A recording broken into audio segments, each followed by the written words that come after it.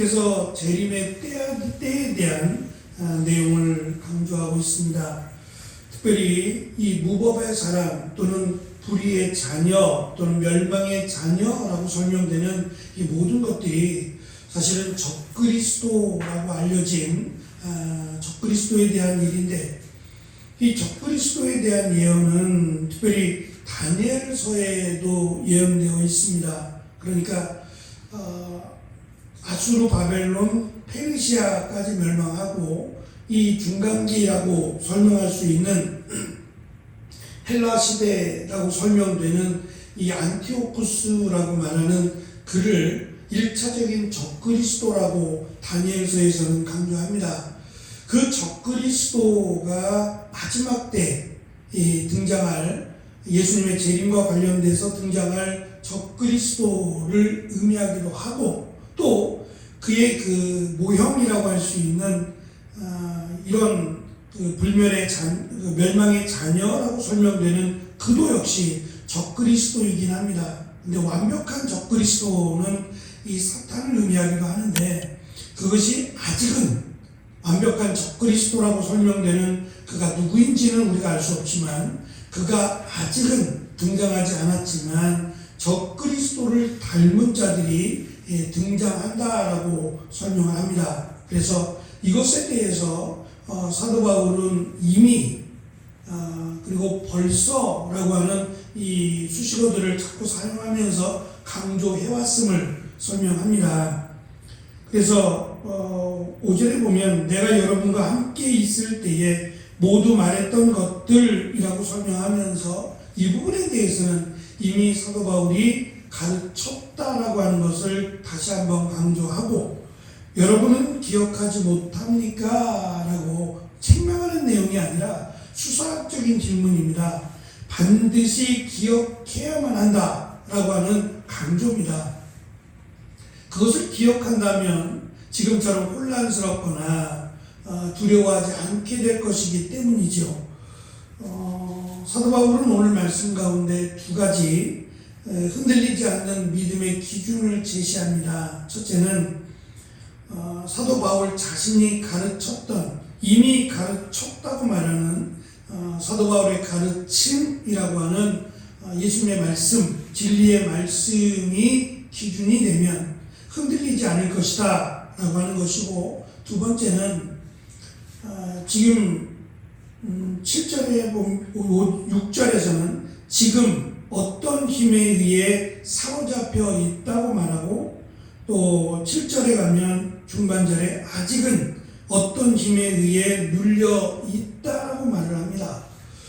어떤 힘이라고 하는 것에 대해서는 여러 가지 논란의 여지가 있는데, 결론적으로는 이 어떤 힘이라고 하는 것이 지금 말씀드린 다니엘서 10장과 12장에서 적그리스도를 설명했고, 그것을 사도 바울이 다시 인용해서 설명하는 것을 참고할 때 다니엘서 10장부터 12장에 등장하는 어떤 힘에 의해 그들이 붙잡혀 있고 막혀 있다라고 했을 때 그 어떤 힘은 천사장 미가엘이 있습니다.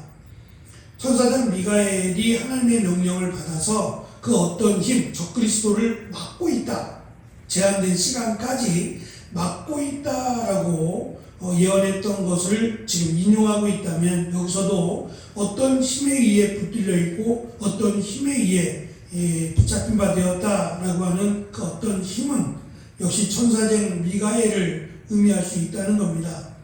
천사장 미가엘은 하나님의 명령을 받는 특별한 천사라고 알려져 있고, 또는 하나님이 하시는 일, 하나님의 계획을 전달하는 역할을 천사장 미가엘이 맡았다라고도 합니다.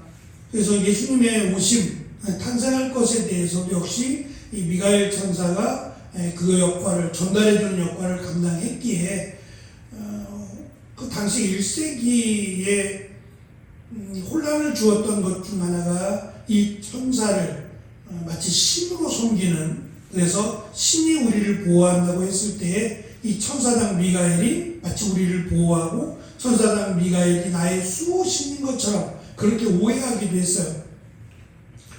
우리가 자세히 알지는 못합니다. 영적인 세계의 일이기 때문에 그것까지는 우리가 분명하게 말할 수 없지만 어쨌든 성경에서 가르치고 있는 내용 가운데는 하나님의 특별한 명령을 받고 이 천사장 미가엘이 그 적그리스도라고 소개되는 그를 붙잡아 두고 있다라고 하는 것을 강조하고 있습니다. 그래서 이 적그리스도가 등장을 한 것은 이미 등장을 했다고 말합니다.